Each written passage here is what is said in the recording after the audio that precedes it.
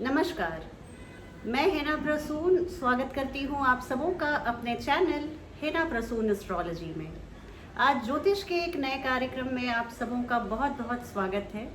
और आज मैं ज्योतिष के बारे में एक नई चर्चा लेकर आई हूँ और ये मेरा सौभाग्य है कि मैं आज बात कर रही हूँ श्रीमती टेनी गर्ग से, जो भारतीय विद्या भवन मुंबई यूनिवर्सिटी की प्रोफेसर हैं और एस्ट्रोलॉजी में वो बहुत, और ज्योतिष जगत में शायद ही उनकी कोई सानी हो। उनके प्रेडिक्शंस इतने सटीक होते हैं कि आप दिन और हफ्ते तक बिल्कुल मैच करते हैं रिजल्ट आने में। ज्योतिष की शिक्षा जो मैंने प्राप्त की है उसमें टेनी मैम का एक बहुत बड़ा योगदान रहा है। कार्यक्रम शुरू करूं इसके पहले मैं आप सबों से निवेदन करूंगी कि आप मेरे चैनल को सब्सक्राइब करें और वीडियो को पसंद आने पर लाइक करें तथा इसके लिंक को अपने फ्रेंड्स और फैमिली में शेयर करें। आइए बातचीत की शुरुआत करती हूँ। आज ये मेरा सौभाग्य है कि मेरी प्रोफेसर मिसेस टेनी गर्ग मेरे साथ हैं, जिनसे मैंने शिक्षा ग्रहण की है और एस्ट्रोलॉजी की जो थोड़ी बहुत शिक्षा मैंने पाई है उसकी पूरी स्रोत मैम ही रही है। मैम मुंबई में ही पली बड़ी हैं और इन्होंने यहाँ से कनौसा कॉन्वेंट से प्रारंभिक शिक्षा ग्रहण की। मेनली वो मैथमेटिकल बैकग्राउंड से हैं, मैम को मैथ्स बहुत पसंद है। शुरुआत में एक निजी सवाल से ही मैं इस बातचीत की शुरुआत करूंगी। Ma'am, what brought you in this astrology field? See, being educated in a convent school, मैं एक कॉन्वेंट स्कूल से पढ़ी, सफाया कॉलेज से बीएससी की, तो एक एस्ट्रोलॉजी को अंधविश्वास के दायरे में माना गया। तो हमने जाके, इतना ही नहीं पता था कि एस्ट्रोलॉजी क्लासेस होती हैं। करते कराते एक से मुझे एड्रेस पता चला और फिर मैं यहाँ पर भारतीय विद्या भवन में पूछने आई और फिर कमिंग ईयर जो उनका जनवरी से स्टार्ट होता है वहाँ से शुरू किया अपना एस्ट्रोलॉजी का सफ़र। पहले 2 साल तो ऐसे लगे कि शायद टीचर्स मेरी आप बीती सुना रहे हैं, न कि ये विश्वास आया कि ग्रह ही ऐसे होते हैं जो कि सबको ये चीज़ बताते हैं। तो क्लास में पीछे किसी के छुप जाना और ये मिस सर मेरे बारे में क्यों बता रहे हैं। लेकिन जब फिर बाद में दूसरे साल ख़त्म होते होते विश्वास आ गया कि ये किसी के बारे में नहीं, ये प्लैनेट्स ही हैं जो जैसे मैं तंग हो रही हूँ वैसे दूसरे भी उसी प्लैनेट्स के उसी जगह पर होंगे, तो वो वैसे वो भी तंग होंगे, या जिनको अच्छा फल मिल रहा है तो उनको अच्छा फल मिलेगा। ऐसे मेरी ये चीज़ जीवन इस तरफ मोड़ा और अभी मैं यहाँ स्टॉन्च बिलीवर एस्ट्रोलॉजी की हो गई हूँ, जो कि पहले बिल्कुल नहीं बिलीव करते थे। आज इतना मुझे, और मैं डेडिकेटेडली बोल सकती हूँ कि ये कोई अंधविश्वास नहीं है, ये हमारे ऋषि मुनियों की बहुत बहुत कठिन तपस्या से एसेंस निकला हुआ हम पढ़ाई कर रहे हैं। उन्होंने पता नहीं कितने त्याग और कितना कुछ किया होगा और हम तो सिर्फ उनके डायरेक्ट सूत्रस और वो जो डिलीवरी उन्होंने दी है, फॉर्मूलाज दिए हैं, हम उनको अप्लाई करके बोलते थे शनि इस घर में बैठा है, सूर्य इस घर में बैठा है तो ऐसे होगा, ये होगा। जिन्होंने प्रोपाउंड किया वो कितने, उन्होंने कैसे प्रोपाउंड किया होगा, यही सोच सोच के आज उनके लिए दिल से नमन और खुद पे गर्व होता है कि मैं इस धरती पे, इस भारत शहर में, भारत कंट्री में मैं हूँ, देश में हूँ और इस जगह पे भारतीय विद्या भवन इस शहर में मैंने इनसे अपनी आंखें खोली। ये मैम सही में मेरी की आंखें ह्यूमिलिटी, बहुत विनम्रता है मैम की। इन्होंने खुद भी ज्योतिष जगत में काफ़ी रिसर्चेस किए हैं, काफ़ी उन्होंने अपनी स्टडीज़ की हैं और अपना उन्होंने एनालिसिस को भी कंपाइल किया है, जो शीघ्र ही प्रकाशित होगी। कुछ ही दिनों में दिवाली का महापर्व आने वाला है, तो ये बता दीजिए कि दिवाली का ज्योतिष में क्या, उसका ज्योतिष से क्या संबंध है, क्या महत्व है और क्या दिवाली का कोई रेफरेंस है, हम अमावस्या को ही क्यों मनाते हैं, और इसके साथ ही ये भी बताने का कष्ट करें कि इस वर्ष पूजन का सबसे शुभ मुहूर्त क्या रहेगा। हाँ जी,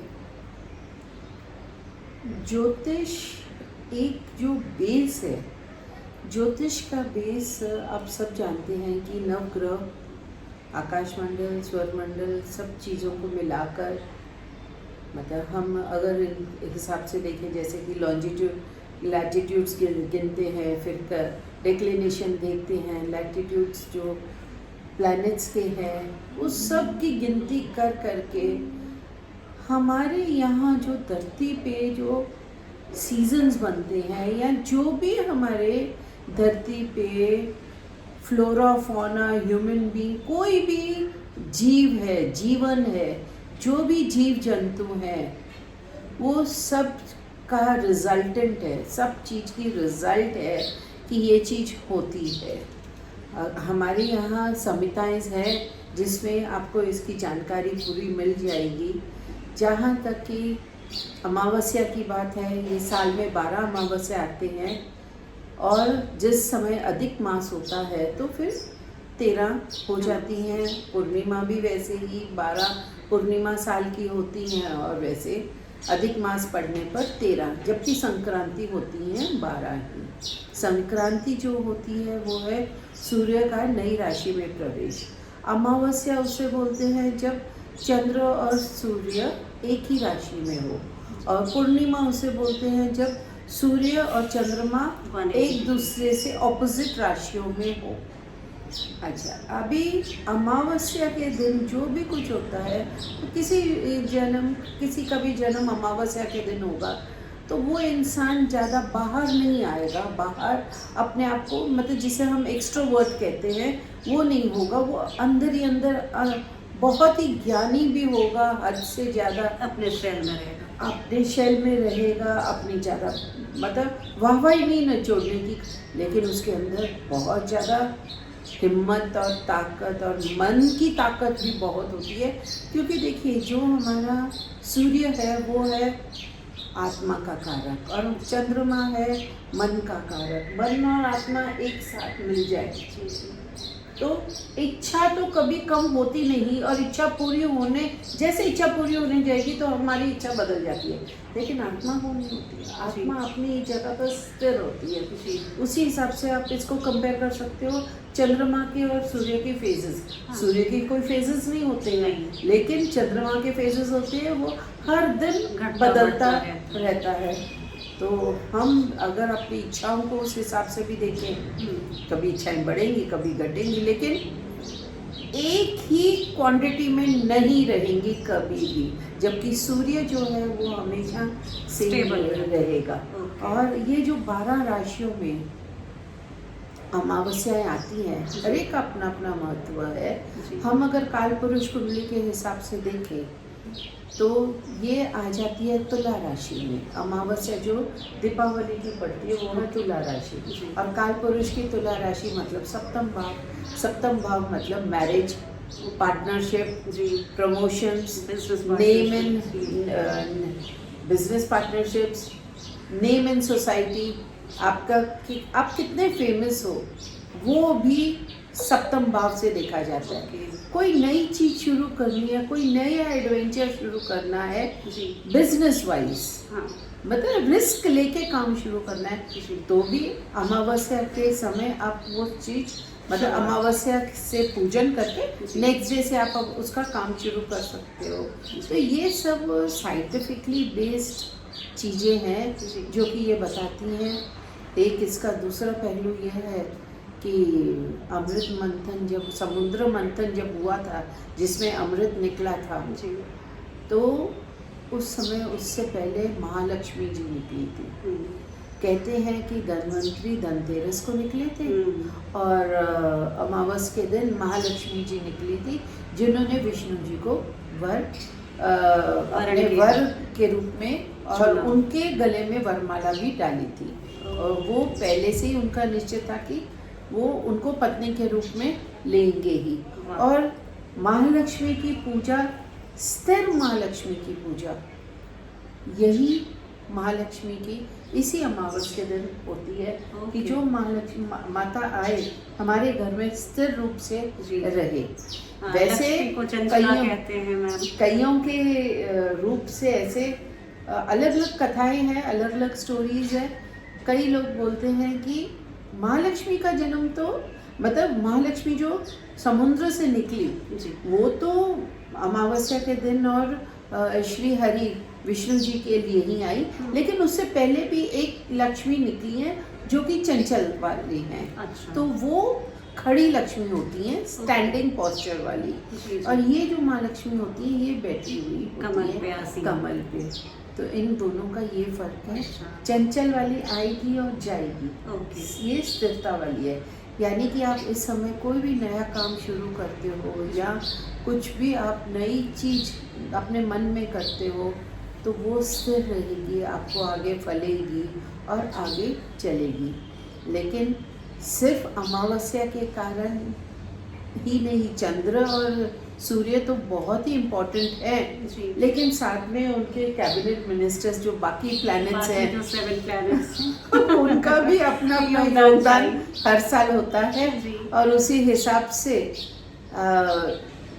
हर साल कैसे जाएगा, कई बार इसी की भी गणना इसी अमावस्या की जो कुंडली बनती है उससे आधारित हो जाता है। कई जगह पर नया साल भी यही हाँ, कार्तिक मास हमारे से कार्तिक शुरू मास में ही शुरू होता महाराष्ट्र है। गुजरात में हाँ। न्यू ईयर भी मनाते न्यू ईयर हैं। भी मनाते हैं। उसका भी मतलब यही है कि अब बुक्स ऑफ अकाउंट्स और कुछ जी, भी आपका जो है क्लोजर वो सब नए सिरे से नए साल से आरंभ हो। वैसे लीगली जो है वो 1 अप्रैल से शुरू होता है 31 मार्च तक। वो अगर उसको वो कोइंसाइड financial करना year जो government का कोइंसाइड करना जी, चाहें जी। तो हम लोग चैत्र से कर उसको सकते कोइंसाइड कर जी, सकते जी, हैं। जी, जी। लेकिन वो चैत्र वाला आ जाता है मेष राशि में हाँ। अमावस्या, और ये जो है तुला ये राशि। तुला में बराबर 180 डिग्रीज अपार्ट। तो तो मैम फिर तुला राशि में जैसे सूर्य नीच के हो जाते हैं, उनकी साइन ऑफ डेबिलिटी है, तो फिर दिवाली को हम लोग इस समय क्यों करते हैं? साइन ऑफ डेबिलिटी सिर्फ वो नहीं देखिए, जी। स्थिरता के लिए आपको क्या चाहिए? शनि का योगदान, okay. Long lasting success, Persistent। जी जी। किसी भी चीज के पीछे पड़ना है जी। और धैर्य से काम लेना है तो शनि ही करेगा। ओके। और शनि यहाँ उच्च का हो जाता है। एग्जैक्टली। ठीक है। अगर हम इनके भाव से देखें हाँ। तो चंद्रमा का ये चतुर्थ भाव हो जाता है अपने भाव से, मतलब जी, जी। कर्क का उसका अपनी साइन है तो अगर तुला उसको वन में लेंगे तो वो फोर्थ हाउस कैंसर से वो लिब्रा में आएगा तो 4th हाउस में आ गया। डायरेक्शनल मतलब स्ट्रेंथ वो उसको आराम मिला। 4th house At comfort ease का में, है। हाँ। सूर्य जो है वो अपने से 3rd हाउस में आ गया। ठीक है।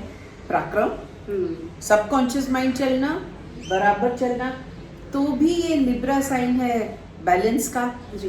तो एकदम संतुलन बना के चलना। बहुत अच्छी बात तो बताई आपने। वो चीज़ें इसमें भी आ जाती हैं अगर हम उस तरीके से देखें। चैत्र से जो शुरू करते हैं हाँ। तो वो है एक साइन जो है मंगल का, अच्छा। वो अग्रेसिवनेस बताता है कि जी। फटाफट फटाफट चलिए। वहाँ सूर्य उच्च का है तो वो एडमिन की चीज़ें ज़्यादा बताएगा, एडमिनिस्ट्रेशन। Admin, okay. और यहाँ पर है वैभव, जी। क्योंकि तुला राशि जो है वो शुक्र की है। शुक्र की राशि है मैम।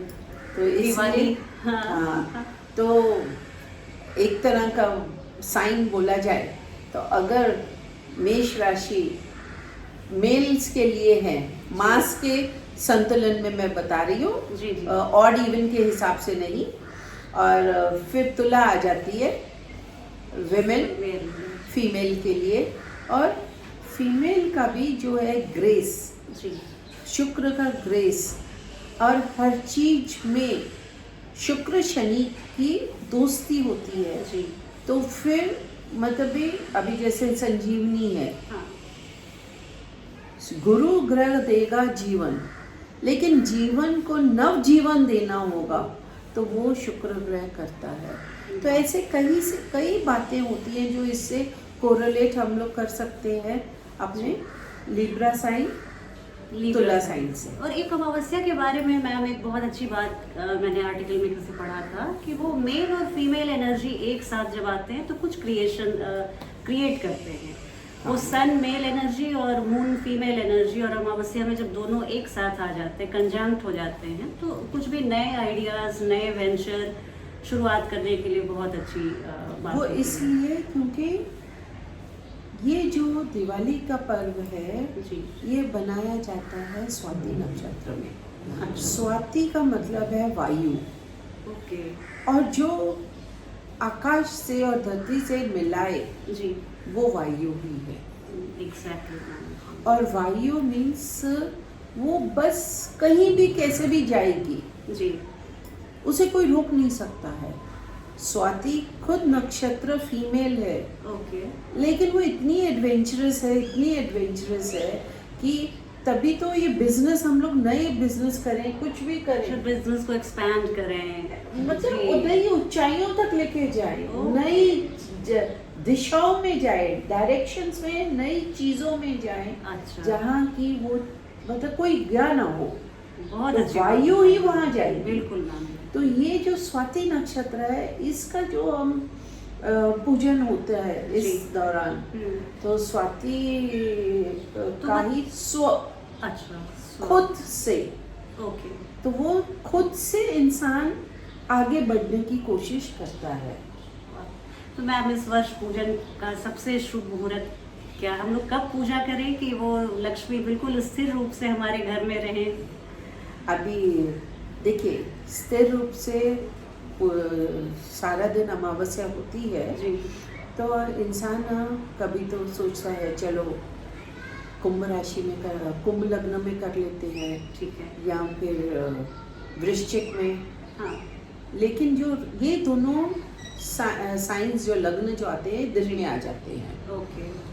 तो जिन्होंने दिन में पूजा करनी है तो वो इस दौरान कर सकते हैं, लेकिन जनरली पूजा रात को होती है। लक्ष्मी पूजन हमेशा संध्या काल रात में। को, संध्या काल में ही किया जाता है, या फिर मध्य रात्रि। तो संध्या काल का जो होता है वो है वृषभ लग्न, जी। और मध्य रात्रि के होते हैं सिंह, ओके। सिंह लग्न में। ठीक है मैम। अभी कईयों के हिसाब से सिंह लग्न में जब पूजा करते जी। हैं और उस समय शेर की मौसी हाँ। बिल्ली दिख जाए, ओह। तो मतलब वो तो बहुत ही Cat good family। Omen, okay. Good omen होता है भी, आपके घर में तो अच्छा लक्ष्मी। लक्ष्मी आएगी। अरे वाह। लेकिन आप ये देखिए, इस दौरान बिल्ली कभी नहीं मिलेगी आपको। जी। वैसे तो हमेशा घूमती रहेगी, हाँ। लेकिन अचानक से जो मिलने वाली अवसर हाँ। जो होते हैं ना, अब किसी ने पेट रखा हुआ है वो अलग बात है, वो नहीं गिना जी, जाता, उसको नहीं गिने। उसको नहीं गिना। ऐसे कोई स्ट्रे कैट एकदम आ जाए, एकदम से आए आपके सामने, जी, तो वो